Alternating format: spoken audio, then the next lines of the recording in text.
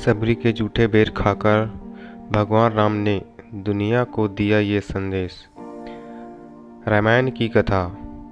भगवान राम जब वनवास में थे, उनकी मुलाकात सबरी से हुई।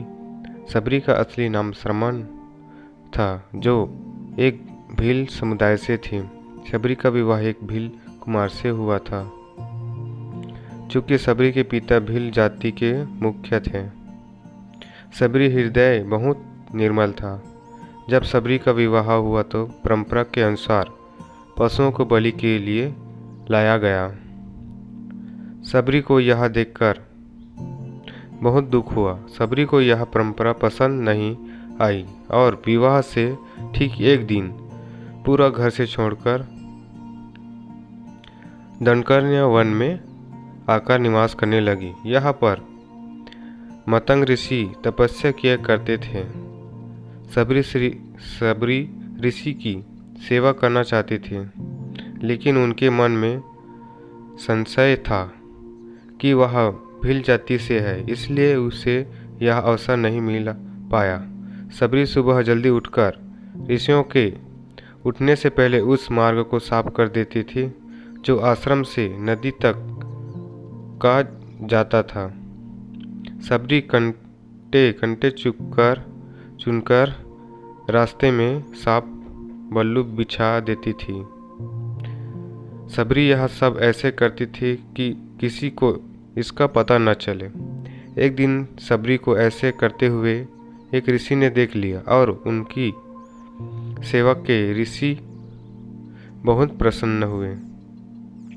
सबरी की निष्ठा को देखते हुए ऋषि ने सबरी को अपने आश्रम में शरण दे दी। ऋषि मतंग का जब अंतिम समय आया तो उन्होंने सबरी को बुलाकर कहा कि वो अपने आश्रम में ही प्रभु राम की प्रतीक्षा करें, वे उनसे मिलने जरूर आएंगे। इसके बाद ऋषि ने देह त्याग दी, लेकिन सबरी ऋषि की बात को मानकर भगवान राम का नित्य इंतजार करने लगी। रोज की तरह ही वह रास्ते को साफ करती, भगवान के लिए मीठे बेर तोड़कर लाती। मीठे बेर के लिए वह प्रत्येक बेर को चखकर एक पात्र में रखती। ऐसे करते हुए कई वर्ष बीत गया। सबरी की यह दिनचर्या चलती रही। एक दिन प्रभु राम से मिलने का समय आया। उसे पता चला कि दो सुंदर युवक उसे ढूंढ रहे हैं। वे समझ गई ये और कोई नहीं बल्कि उसके प्रभु राम ही हैं। लेकिन तब सबरी वृद्ध हो चली थी। भगवान राम के आने की खबर से सबरी में ऊर्जा और उत्साह आ गया। प्रभु को आश्रम आता देख सबरी की अति प्रसन्नता हुई। सबरी से भगवान राम के चरणों को धोकर और आसन दिया। इसके बाद वह जूठे बेर लेकर आई जो भगवान के लिए उसने तोड़े थे। भगवान राम सबरी के जूठे बेर बहुत प्रेम से खाए। तब प्रभु राम ने कहा, कही रघुपति सुन भामनी बाता, मनहु एक भक्ति करनाता। प्रभु राम ने सबरी को भामनी कहकर संबोधित किया है, जिसका अर्थ है अत्यंत आदरणीय नारी होता है। बेर खाने के बाद प्रभु राम ने सबरी से कहा कि आदरणीय नारी में केवल प्रेम के रिश्ते को मानता हूँ।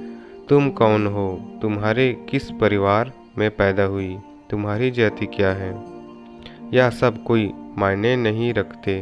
तुम्हारा मेरे प्रति प्रेम ही मुझे तुम्हारे घर तक लेकर आया है।